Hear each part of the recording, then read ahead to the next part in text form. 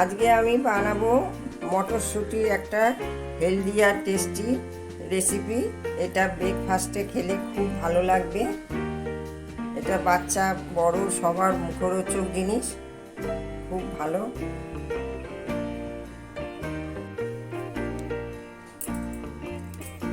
আমি মটরশুঁটি ছাড়িয়ে নিয়েছি, নিয়ে ভালো করে ধুয়ে নিয়েছি। এই মটরশুঁটিটা খুব কচি। এইরকম মটরশুঁটি দিয়ে এই রেসিপিটা করলে খেতে খুব ভালো লাগবে। এবার আমি মটরশুঁটিটা অল্প একটু গরম জলে ভাপিয়ে নেব। এই জলটা ফুটছে, এর মধ্যে আমি মটরশুঁটিটা দিয়ে অল্প ভাপাবো, বেশি না। একটু ফুটে উঠলে নামিয়ে নেব। এই মটরশুঁটিটা একটু ভাপিয়ে নিয়েছি, একদম গলে যায়নি, একটু শক্ত রাখতে হবে। এবার আমি কড়ায় অলিভ অয়েল তেল দিয়ে দেবো।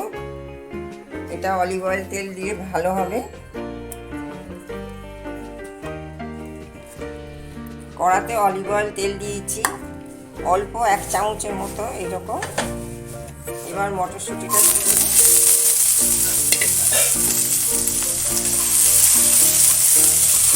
হালকা নেড়ে নেব।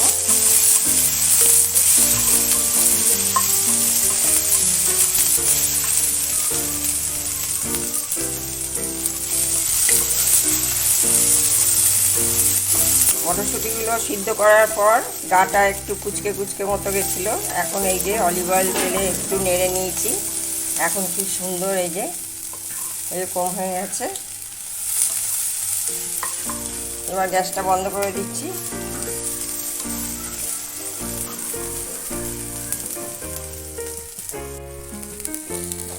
মটরশুঁটিটা আমি একটা প্লেটে ঢেলে নিচ্ছি।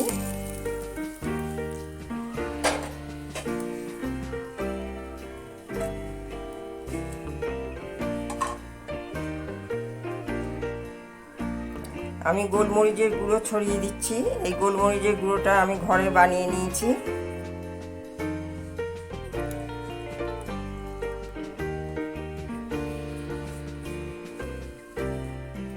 একটু বিট নুন দিয়ে দেবো,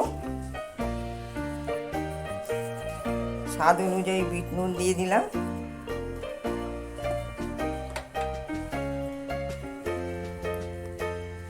ঝালের জন্য একটু কাঁচা লঙ্কা দিয়ে দিচ্ছি। কিছু পেঁয়াজ ছোট ছোট করে কেটে রেখেছিলাম, এটা দিয়ে দিলাম।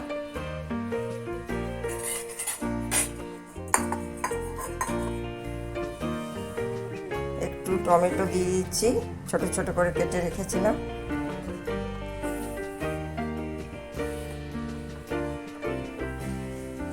আর একটু শসা দিয়ে দিচ্ছি।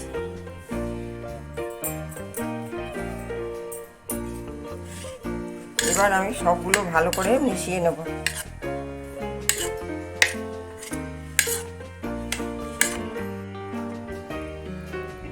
আমি একটা লেবু, অর্ধেকটা লেবু নিয়েছি, এটা এবার উপর দিক দিয়ে ছড়িয়ে দেবো।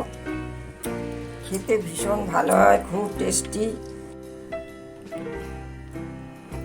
এটা হেলদি এবং টেস্টি, ব্রেকফাস্টের পক্ষে খুব ভালো, শরীরের পক্ষে খুব ভালো। এটা খেলে পরে পেট ভরবে এবং শরীরের পক্ষেও খুব ভালো। আমি যেভাবে বানিয়েছি এভাবে একবার বানিয়ে খেয়ে দেখুন। আমার আজকের রেসিপিটা যদি আপনাদের ভালো লাগে তাহলে আপনারা লাইক করবেন, শেয়ার করবেন, সাবস্ক্রাইব করবেন, পাশের বেল আইকনটি প্রেস করবেন। এরপরে আমি আবার নতুন রেসিপি নিয়ে আসব, আপনাদের সবার সঙ্গে দেখা হবে।